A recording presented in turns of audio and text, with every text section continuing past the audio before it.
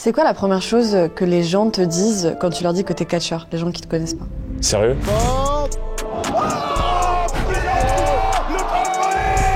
Salut, c'est Safa. Aujourd'hui, je vous emmène dans un univers aussi intense que spectaculaire et fou, celui du catch.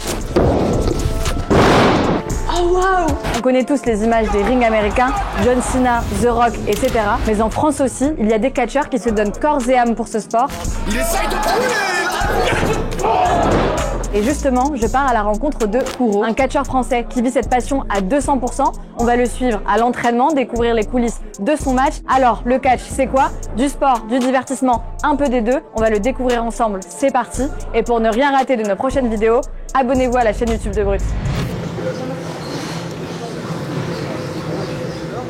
On va dehors, mais Fabio, elle a dit qu'on peut pas aller dehors. Salut! Ça va, tu vas bien? Ça va et toi? Ouais.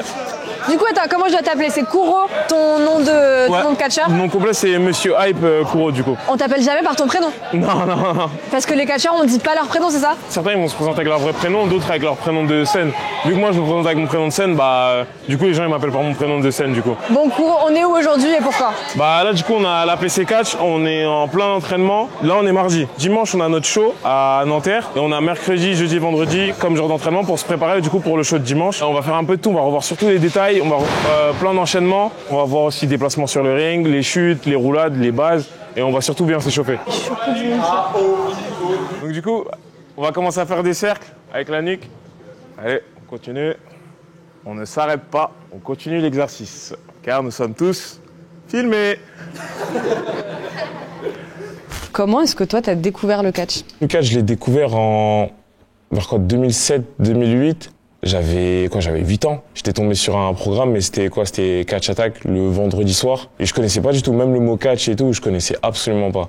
Donc j'ai dit ok, je vais regarder pour voir ce qui se passe. Et du coup, ce que je vois, ça m'a illuminé les yeux. Donc je me dis, je sais pas ce que je regarde, mais je sais que je vais regarder la suite. Et j'étais juste en plein délire. En gros, tout ce que je voyais, j'aimais. C'est vraiment, j'essayais pas de comprendre ce que je voyais, mais juste je savais que j'aimais ce qui était devant moi. Je suis arrivé vers les années lycée.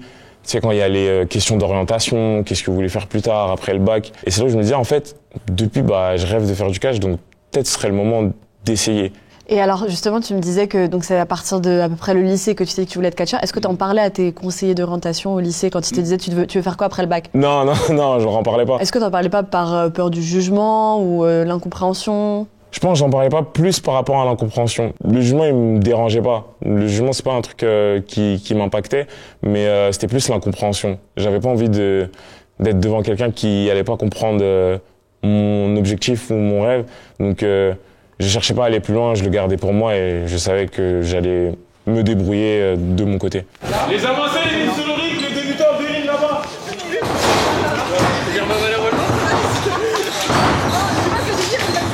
Bon, les cabrioles qu'on vient de voir, ça a l'air facile comme ça, mais de ce côté-là, c'est les débutants et vous allez voir qu'en fait, c'est beaucoup plus dur que ce qu'on pense.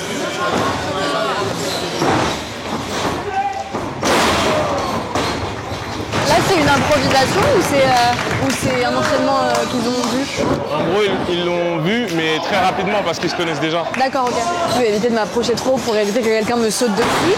Mais le bruit qu'on entend, en fait, c'est les ressorts du ring. C'est comme un ring de boxe, c'est vraiment la même chose. Sauf qu'on a ajouté des ressorts à l'intérieur pour créer cet effet un peu waouh quand on fait des prises de catch avec un gros bruit. Et aussi pour un peu amortir les coups parce que ça leur arrive de retomber sur leur dos, etc. Et pour que ce soit pas trop raide au moment de la chute. Je veux vous voir travailler, je veux voir des expressions faciales, ok? Et je veux entendre du bruit surtout, tout le long. Je veux pas que l'exercice soit en silence. Je veux que ce soit vraiment un truc où vous viviez l'exercice, ok? Mettez-vous vraiment en situation de match.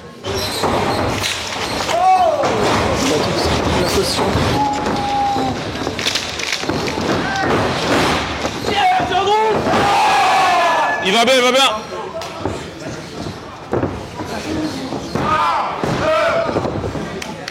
Ça va? Mathieu, ça va? Ok, t'as bumpé sur l'épaule, je crois, non? T'es sûr? Tu veux mets-toi dehors un petit peu en attendant. Ah, ça vous a plu ce que vous avez vu un peu? C'est incroyable. Ouais, bah ouais. Mais c'est spectaculaire. Je te jure que je te dis pas, mais je suis choquée. J'ai envie d'aller voir ça le dimanche maintenant. Ils se font pas mal. Vous faites pas Si, mal. en soi, si, il y a de l'impact et tout, mais on est habitué. Non, mais les chaussures dans le visage et tout. Là. On est entièrement habitué maintenant. Ouais. Et le dos? Il est habitué. Après, je vois quand même l'ostéo, genre, je vais pas dire tous les mois, mais dès que je vois que ça commence à me tirer un peu et tout, j'hésite pas à aller le voir, genre. Mais parce que concrètement, genre se prendre un coup comme ça, même si t'as la méthode, tu te prends quand même, tu tombes sur ton dos. Ouais, il y a de l'impact fort, et tout. Les rings, ils sont différents un peu partout. Par exemple, là, c'est les rings de l'entraînement, donc celui-là, il est vraiment dur. Ah ouais, C'est-à-dire, quand tu chutes dessus, tu ressens un peu plus que quand tu chutes dans d'autres rings que ce soit en France ou en dehors du pays et tout. Et tout à l'heure, j'ai eu l'impression que le meuf s'est fait mal. Donc est-ce que vraiment il y a des gens qui se font mal? On a mal de base, c'est l'impact et tout, mais il y a des fois, il y a des incidents qui peuvent arriver. Genre tout à l'heure, je pense que tu l'as filmé, quand le mec, il a atterri un peu sur sa nuque. Donc là, forcément, il s'est fait mal. C'est vraiment tout est calculé. Genre s'il y a un pas de trop ou un pas de moins, ou peut-être un saut en retard, un truc en retard, tout peut arriver en vrai. Donc c'est des trucs qu'on évite de négliger. Genre, on doit pas négliger ce genre de trucs. C'est marrant parce qu'on en parlait avec mon collègue, c'est pas un sport où j'arrive à dresser genre une typologie de ce sport. Ouais, genre, je peux pas dire c'est telle personne qui fait du catch, il y a vraiment ça. tout le monde. Bah, moi quand je dis que je fais du catch, les gens ils croient pas forcément pas par rapport à mon physique ou quoi, mais juste parce que j'ai pas la tête à faire du catch. Mais après quand ils voient, ils disent en fait ouais ça colle bien et tout. C'est quoi la première chose que les gens te disent quand tu leur dis que t'es catcheur, les gens qui te connaissent pas? Sérieux? C'est le truc qui sort en premier, c'est sérieux. Qu'est-ce qui fait selon toi que la première réaction c'est l'étonnement? Je pense que c'est aussi par rapport à ma présentation, parce que tu peux pas donner une caractéristique exacte à quelqu'un qui fait du catch. Toi, demain, tu peux faire du catch, mais en fait, tout le monde peut faire du catch. En fait, on peut pas coller une étiquette au profil du catch. C'est ça. Tout le monde peut faire du catch en soi, mais tu vas jamais le savoir dans la vie de tous les jours. Parce qu'il n'y a pas ce truc-là, il n'y a pas écrit en gros catcheur ou quoi que ce soit. C'est venez comme vous êtes un peu. C'est à peu près ça. Bon, alors derrière moi, il y a une personne qui a l'air de s'être blessée. Le truc, c'est que j'arrive jamais à savoir du coup si elle a vraiment mal ou pas, donc je vais lui demander. Quand tu fais ça, tu t'es vraiment fait mal ou c'est de l'active? À chaque fois, on n'arrive pas à savoir si on les a. Ah non, c'est tout, ou si ça va? Ah non, non, non, il y a des moments où parfois on fait mal. Il y a des jours où parfois on est dans notre rôle et parfois des jours où on n'est pas du tout dans notre rôle. Il y a des jours où tu vas te faire mal, vraiment mal.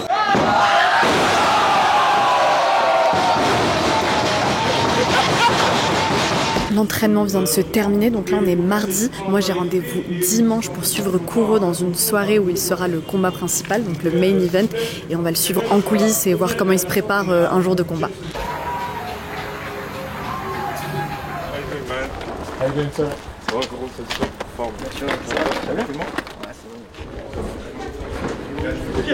Aujourd'hui, du coup, New World, côté organisationnel, ce qu'on va faire, c'est brief concernant ce soir. On attend 250 personnes, donc c'est cool. Sorry, I'll translate later. J'étais kécho en anglais, j'étais kécho.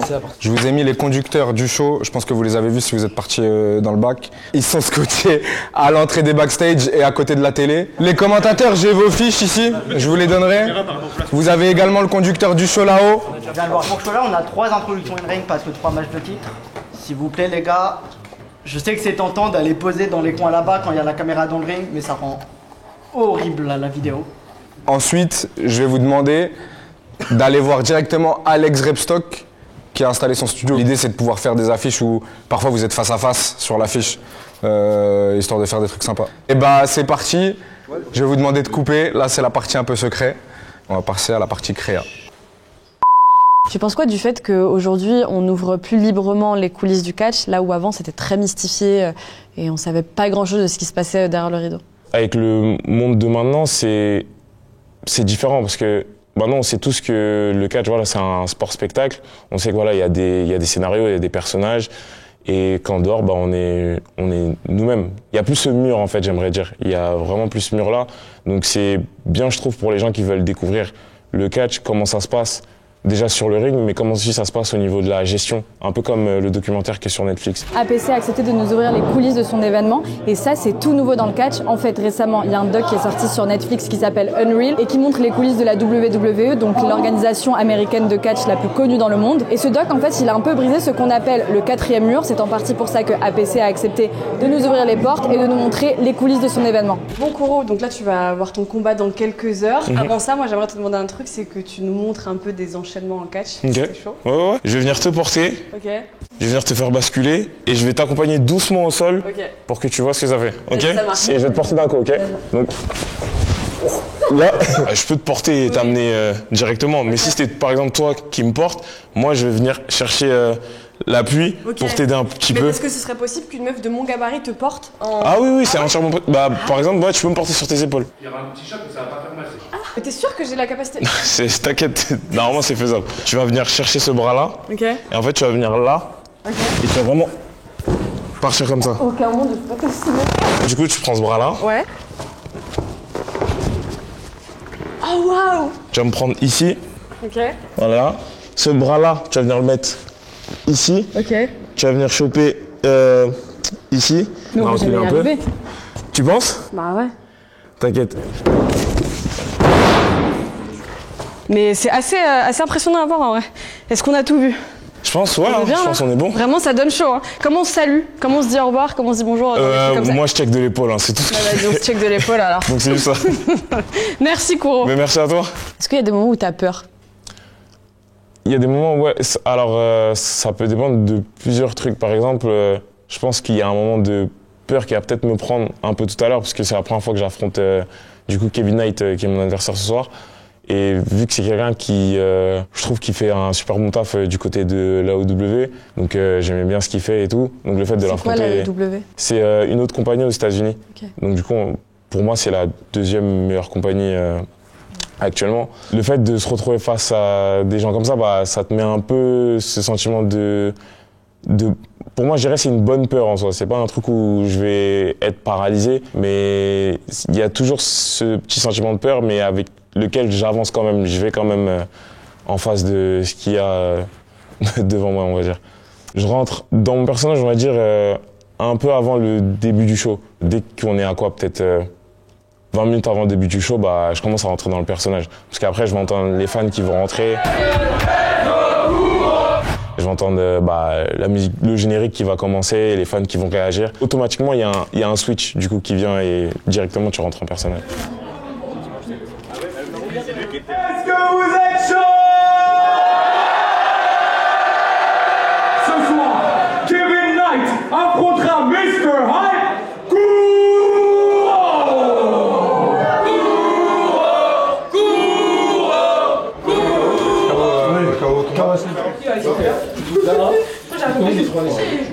Yeah, one more and then us.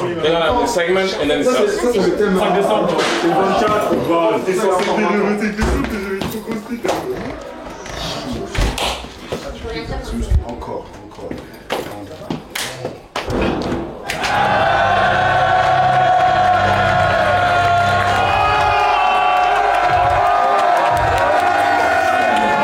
Champions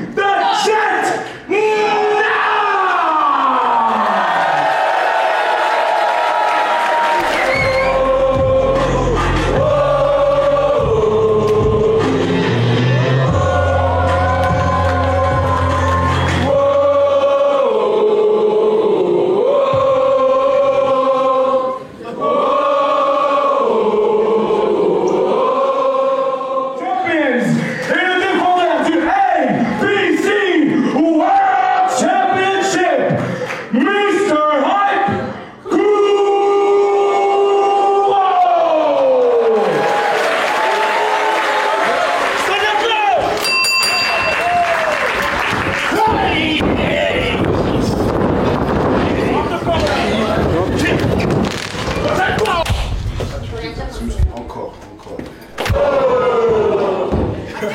Encore.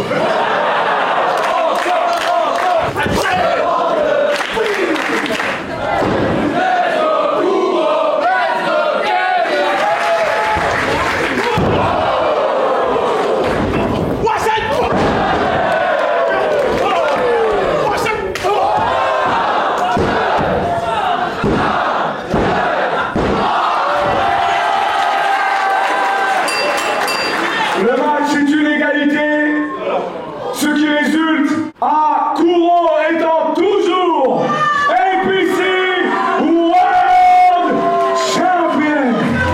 Mr. Hype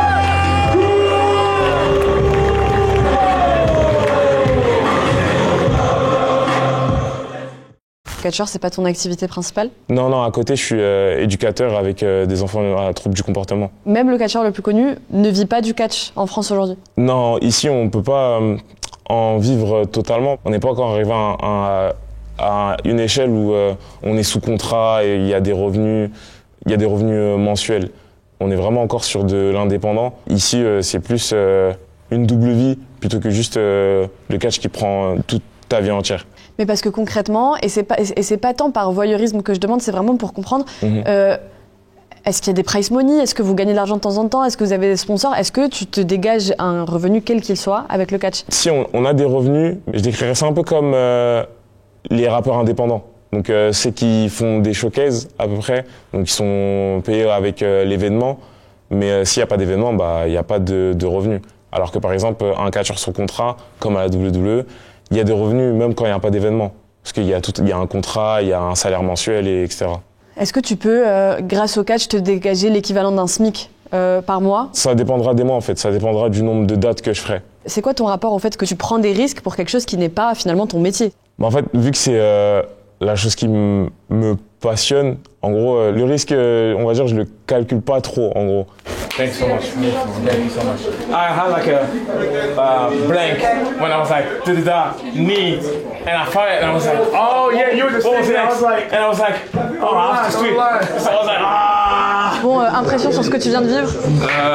Grosse expérience. Vraiment content d'être ici ce soir. Et je pense que le show s'est vraiment bien déroulé de A à Z. Tout ce que je t'ai expliqué pendant toutes les fois on s'est vu. Là par exemple, là je ressens tous les impacts que j'ai eu là, sur l'extérieur. J'allais te demander s'il y avait un moment où tu t'étais fait mal justement. Non mais en gros là, mon corps est bien sonné genre. En tout cas, merci d'être venu. Voilà ce que c'est le catch, voilà ce qu'on fait et c'est ce qu'on aime. Donc on espère vous revoir. Merci en tout cas d'avoir pris le temps de venir voir ce qu'on faisait, voir à quoi ça ressemblait. Et on se dit à la prochaine, j'espère. Est-ce que tu préfères quand le scénario te glorifie et te fait vainqueur, ou est-ce que ça t'est égal, ça reste du spectacle, que tu perdes ou que tu gagnes, ça change rien pour toi? Non, ça change rien pour moi. Le but pour moi, c'est vraiment d'offrir le meilleur spectacle possible. Donc c'est vraiment donner la meilleure performance que je peux. Donc en soi, que tu perdes ou que tu gagnes, il n'y a pas vraiment d'intérêt pour moi, je trouve. Et tu dirais quoi à quelqu'un qui a envie de se lancer dans le catch?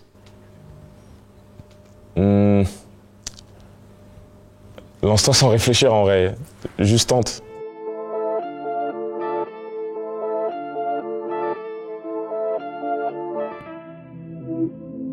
Là, on risque de mourir en étant là où on est, toi et moi. Non, on essaie. Non. Derrière toi, je suis en sécurité. Non, 100%. T'as des passages encore beaucoup ou pas? Non, normalement, je suis bon là. Effectivement, je sais pas. Vas-y.